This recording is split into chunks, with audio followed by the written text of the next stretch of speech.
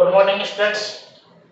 तो आज हम करने वाले हैं हमारे जो टेस्ट था, हमने जो टेस्ट दिया था उस टेस्ट का सॉल्यूशन आज हम करने वाले हैं। ठीक है, तो देखिए टेस्ट का सॉल्यूशन करते हैं। एक एक क्वेश्चन में करता जा रहा हूं। ठीक है, रैंडमली कोई भी क्वेश्चन आ रहा है उसको कर रहा हूं। ठीक है, तो पहला एक क्वेश्चन था, question number 10, which of the following materials has highest value of dielectric constant। ठीक है, और हमें ऑप्शन दिया गया था, इसने कहा था highest value of dielectric constant. याद है डाइलेक्ट्रिक कांस्टेंट क्या होता था? एप्सिलॉन आर होता था। याद है कि एप्सिलॉन आर क्या होता था? एप्सिलॉन बाई एप्सिलॉन नॉट होता था। तो इसने कहा कि किस मटेरियल की हाईएस्ट डाइलेक्ट्रिक कांस्टेंट है। इसने चार ऑप्शन हमें दिया। पहला ऑप्शन इसने दिया हमें ग्लास। पहला ऑप्शन हमें क्या दिया इसने? ग्लास। उसके बाद इसने हमें दिया वैक्यूम। क्या दिया भैया? वैक्यूम। ठीक है, और थर्ड ऑप्शन पे इसने हमें क्या दिया भैया? थर्ड ऑप्शन पे इसने दिया हमें सिरेमिक। अच्छा, और उसके बाद में इसने हमें दिया डी ऑप्शन पे दिया ऑयल। क्या दिया? ऑयल। अब मैं आपको बताता हूं। देखिए वैक्यूम की तो आपको पता ही है, जो रिलेटिव परमिटिविटी होती है यानी कि एप्सिलॉन आर होता है, वो कितना होता है? वैक्यूम का 1 होता है। वैक्यूम का कितना होता है? 1 होता है, ये तो आपको पता ही है। ठीक है, अब मैं बात करूं ऑयल सिरेमिक की, तो सिरेमिक की मैं आपको बता देता हूं कि 200 तक होती है। कितने तक होती है? 200 तक। ठीक है, तो मैक्सिमम किसका होता है? ये कितना होता है भाई? ग्लास का 50 टू कितना 100 होता है। 50 टू कितना होता है? 100 होता है। और सिरेमिक का कितना होता है? 200 होता है। कितना होता है? 200। और ऑयल का क्या होता है? लीस्ट होता है। सबसे कम किसका होता है? ऑयल का। और सबसे ज्यादा किसका होता है? सिरेमिक का होता है। किसका होता है? सिरेमिक का। तो हमसे पूछा था हाईएस्ट वैल्यू, तो हाईएस्ट वैल्यू क्या होती है? सिरेमिक। अगर मैं पूछ लेता लीस्ट वैल्यू तो क्या आता? ऑयल आता। चलिए, इसके बाद क्वेश्चन नंबर 15 का the relative permittivity has following units. अब इसने यूनिट जो दी है ना, ध्यान से सुनना, क्वेश्चन नंबर 15 इसने यूनिट जो दी है वो दी है F/m। अब इसको F को तुम क्या समझोगे मैं आपको बताता हूं। इस F का मतलब आप लोग लगाएंगे यहां पर वोल्ट। क्या होता है? वोल्ट। तो इसने आपको दिया है F, ये गलत लिखा हुआ है, ध्यान रखिए, ये वोल्ट पर मीटर है। ठीक है, दूसरा इसने ऑप्शन बी क्या दिया है? बी ऑप्शन इसने दिया है मीटर पर वोल्ट।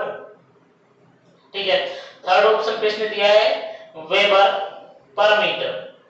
वेबर पर मीटर। एक बार इसको वेबर पर मीटर को भी चेक करते हैं कि सही है कि गलत है। ठीक है, और लास्ट ऑप्शन इसने दिया डी। क्या दिया इसने? नो यूनिट, कोई यूनिट नहीं है। तो ये तो क्लियर है, गलत ही हो गया। अब इसने पूछा रिलेटिव परमिटिविटी। रिलेटिव परमिटिविटी क्या होती है? रिलेटिव परमिटिविटी, अच्छा सॉरी एक मिनट, नो रिलेटिव परमिटिविटी। भाई रिलेटिव परमिटिविटी की यूनिट क्या होगी? सीधी सी बात है, नो यूनिट होगी। रिलेटिव परमिटिविटी यही तो है। अरे यही तो है। तो क्या होगी? कोई यूनिट नहीं, ये यूनिट लेस और dimension less quantity. Option number D सही है आपका। ठीक है, उसके बाद में क्वेश्चन नंबर बात करें 6 की, ए डाइलेक्ट्रिक मटेरियल मस्ट बी। एक डाइलेक्ट्रिक मटेरियल क्या होना चाहिए? ऑप्शन ए में इसने दिया है भैया रजिस्टर। ऑप्शन बी में इसने दिया है इंसुलेटर। क्या दिया है? इंसुलेटर। ऑप्शन सी में इसने दिया है गुड कंडक्टर। Good conductor. और ऑप्शन डी इसने दिया है सेमीकंडक्टर। तो मैं आपको बता देता हूं कि क्या होता है ये डाइलेक्ट्रिक मटेरियल। तो भाई डाइलेक्ट्रिक मटेरियल एक ऐसा मटेरियल होता है जो करंट के फ्लो को नहीं होने देता है, करंट को पास नहीं होने देता है, लेकिन एक्सटर्नल इलेक्ट्रिक फील्ड को रिप्रेजेंट भी करता है। वो क्या होता है? वो इंड्यूस्ड हो जाता है, और इंड्यूस्ड होकर एक्सटर्नल इलेक्ट्रिक फील्ड को भी रिप्रेजेंट करता है। बोलो क्लियर है? एक्सटर्नल इलेक्ट्रिक फील्ड को क्या करता है? रिप्रेजेंट करता है। तो इसने कहा है कि क्या होगा भाई? करंट को रोकता है, करंट को फ्लो करने से रोकता है। तो क्या है? इंसुलेटर है, करंट का फ्लो नहीं होने देता है। तो एक जो डाइलेक्ट्रिक मटेरियल है उसे इंसुलेटर होना बहुत जरूरी है। ठीक है, उसके बाद इसने कहा the voltage applied across A ceramic dielectric produce the electrocyclic field 100 time. अच्छा, इसने कहा कि जो इलेक्ट्रिक फील्ड है उसको 100 टाइम बढ़ा देता है। ठीक है, तो एयर के कंपैरिजन में तो इसके डाइलेक्ट्रिक कांस्टेंट की वैल्यू क्या होगी? मुझे बताइए कि भाई वोल्टेज हमने अप्लाई की और वोल्टेज की वजह से उसने क्या किया भैया? उसका जो इलेक्ट्रिक फील्ड आ रहा था कुछ एयर में आ रहा था। अब इसने कहा कि इलेक्ट्रिक फील्ड को कितने टाइम इंक्रीज कर दिया? 100 टाइम इंक्रीज कर दिया। कैसे करेगा 100 टाइम? वो हम समझते हैं अच्छे से, ध्यान से देखेंगे तो चीजें सब कुछ समझ में आने लग जाएगी। देखिए मैं आपको बताता हूं, एक्चुअल में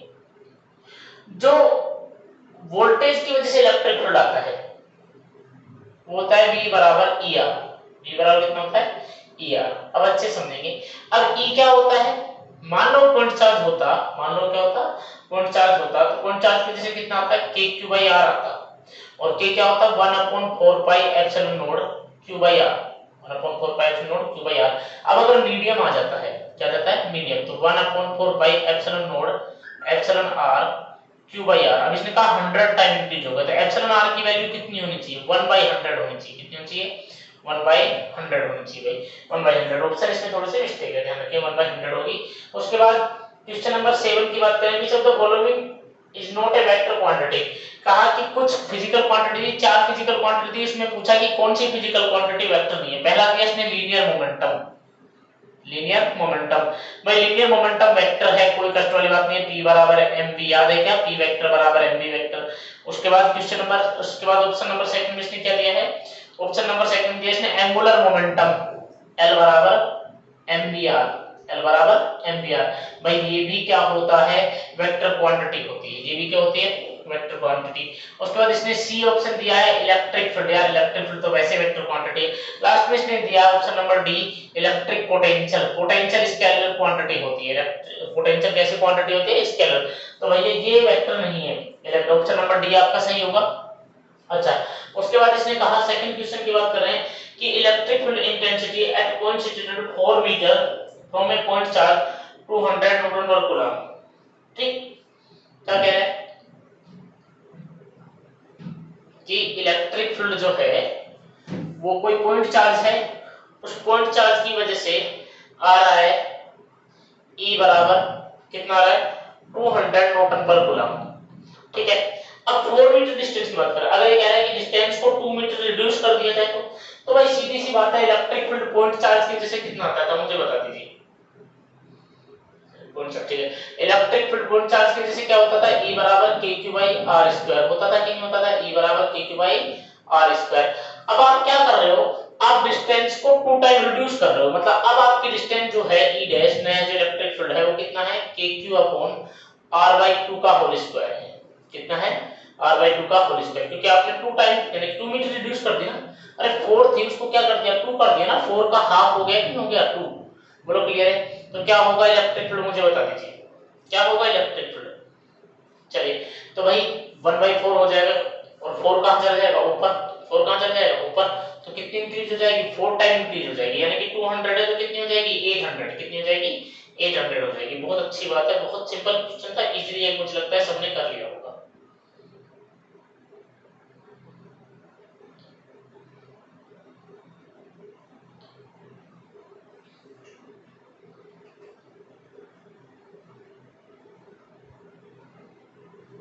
चलिए तो देखिए क्या हुआ R/2 हो गया था कि नहीं हो गया था, तो नया इलेक्ट्रिक फील्ड E डैश जो आ रहा है वो कितना आ रहा है 2 का स्क्वायर 4, तो 4KQ/R²। भाई KQ/R² पहले का इलेक्ट्रिक फील्ड था कि नहीं था, अरे KQ/R² पहले का इलेक्ट्रिक फील्ड था कि नहीं था, तो यानी कि E डैश इक्वल टू कितना आएगा 4E।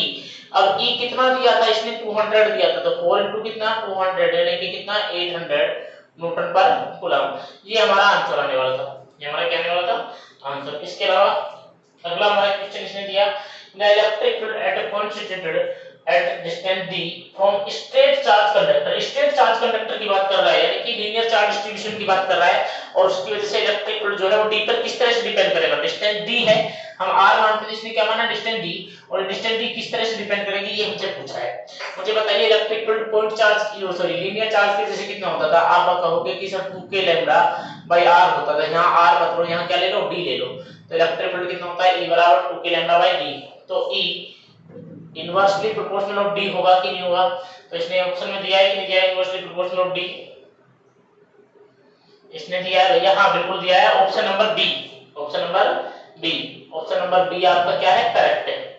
ठीक है, उसके बाद the relative permittivity of free space, relative permittivity of free space अभी मैंने बताया था एप्सिलॉन r फ्री स्पेस के लिए कितना होता है 1 होता है, ऑप्शन नंबर ए सही है, ऑप्शन नंबर ए सही है। अच्छा उसके बाद कहा है कि the direction of electric field due to, अच्छा पॉजिटिव क्यू है, ये ओ दिख रहा है आप लोगों को, ये पॉजिटिव क्यू है, पॉजिटिव क्यू चार्ज। अब मुझे बताइए पॉजिटिव चार्ज की वजह से इलेक्ट्रिक फील्ड कैसा होता था, मैंने कहा था हमेशा क्या होगा आउटवर्ड होगा, हमेशा कैसा होगा आउटवर्ड, यानी कि अवे फ्रॉम द चार्ज, क्या होगा अवे फ्रॉम द चार्ज, और नेगेटिव होता तो तो क्या होता भैया, अरे नेगेटिव होता तो क्या होता, टुवर्ड दी चार्ज। तो ठीक है भैया, हमेशा क्या होगा, अवे फ्रॉम दी चार्ज होगा। चलिए इसके बाद क्वेश्चन नंबर क्या है 13 है, electric field intensity is quantity of, क्या क्वांटिटी, इलेक्ट्रिक फील्ड इंटेंसिटी कैसी क्वांटिटी है, वेक्टर क्वांटिटी, कैसी क्वांटिटी है, वेक्टर। ऑप्शन नंबर बी सही है क्वेश्चन नंबर 13 का, वेक्टर क्वांटिटी है। उसके बाद इसने कहा कि the field lines of force due to charge particle are always, charge particles हमेशा क्या होगी, मैंने क्या कहा था, ये कर्व्ड होती है, कैसे कर्व्ड होती है, ओपन कर्व्ड, तो दे आर ऑलवेज कर्व्ड। तो ऑप्शन नंबर बी आपका क्या होगा, करेक्ट होगा। अच्छा भाई, उसके बाद the relative permittivity of free space, तो वही क्वेश्चन दोबारा आ गया, the total electric flux through the enclosed surface surrounding charge is equal to the amount of charge enclosed, the above statement is associated with Gauss law। क्या भैया, किसको represent करता है, ये Gauss law को रिप्रेजेंट करता है। ऑप्शन नंबर बी सही है क्वेश्चन नंबर 9 में। अच्छा, the unit of volume charge density, option गलत है, बाकी आपने सही करना था, कूलम पर मीटर क्यूब, मैंने कहा था वॉल्यूम चार्ज डेंसिटी क्या होगी, कूलम पर मीटर क्यूब। इसके अलावा question number 11, the absolute permittivity of free space is given by, absolute permittivity of free space क्या होगी भैया, क्या होगी 8.854 into 10⁻⁻12 न्यूटन पर कूलम या फिर वोल्ट पर मीटर, वोल्ट पर मीटर। मैंने क्या कहा था, प्रिंटिंग में थोड़ी सी मिस्टेक हो गई, इसलिए यहाँ पर वोल्ट की जगह क्या लिख दिया गया था, एफ लिख दिया गया था। आपने मैग्नीट्यूड देखा होगा तो आपको इतना अंदाजा लग गया होगा कि यूनिट गलत हो गई है, कोई दिक्कत नहीं है। तो ये हमारा लाइव टेस्ट का क्या था भैया, सोल्यूशन था। आप लोग क्या करेंगे, किसके कितने नंबर आए हैं, ईच क्वेश्चन पर क्वेश्चन 1 नंबर का था। आप मुझे ईमानदारी के साथ अपना रिजल्ट खुद बताएंगे कि आपका कितना रिजल्ट आ रहा है, आपका कितना रिजल्ट आ रहा है, आप खुद मुझे बताएंगे, ठीक है भाई, कोई दिक्कत कोई परेशानी। चलिए तो मिलते हैं हम नेक्स्ट वीडियो के अंदर, तब तक आप इस लाइव टेस्ट का सॉल्यूशन आप फिर से कीजिए, क्वेश्चन को सोल्व कीजिए, क्या परेशानी है, कहां दिक्कत आई है, जहां समस्या है, जो क्वेश्चन समझ में नहीं आया आप मुझे रिप्लाई कर सकते हैं, मैं आपको उसका आंसर दूंगा, ठीक है भाई। कमेंट भी कर सकते हैं, व्हाट्सएप पे मैसेज भी कर सकते हैं। चलिए नेक्स्ट वीडियो में मिलेंगे बढ़िया न्यूमेरिकल्स के साथ में, इक्विपोटेंशियल सरफेस के, और शानदार चीजें हम पढ़ने वाले हैं, ठीक है। जो पढ़ाया जा रहा है उसको बहुत ध्यान से पढ़ें, क्योंकि आपको पता है लॉकडाउन की वजह से स्कूलें नहीं चल रही हैं, तो यहाँ जो पढ़ाया जा रहा है पूरी शिद्दत के साथ पढ़ाया जा रहा है। आपको कोई भी समस्या हो आप मुझे कॉल कर सकते हैं, व्हाट्सएप पे मैसेज कर सकते हैं, इसके अलावा कमेंट कर सकते हैं, मेल कर सकते हैं, जो आपको अच्छा करे आप मुझे उस तरह से संपर्क करें। आपकी जो समस्या होगी उसके लिए वीडियो बना दी जाएगी, आपका सॉल्यूशन कर दिया जाएगा, कोई समस्या नहीं, ठीक है, लेकिन आप अपनी समस्या रखें। चलिए इसी के साथ मिलते हैं नेक्स्ट वीडियो के लिए, तब तक चैनल को आप लोग सब्सक्राइब कीजिए अगर चैनल सब्सक्राइब नहीं किया है, और साथ में बेल आइकन दबा दीजिए ताकि आपको नोटिफिकेशन मिलते रहे।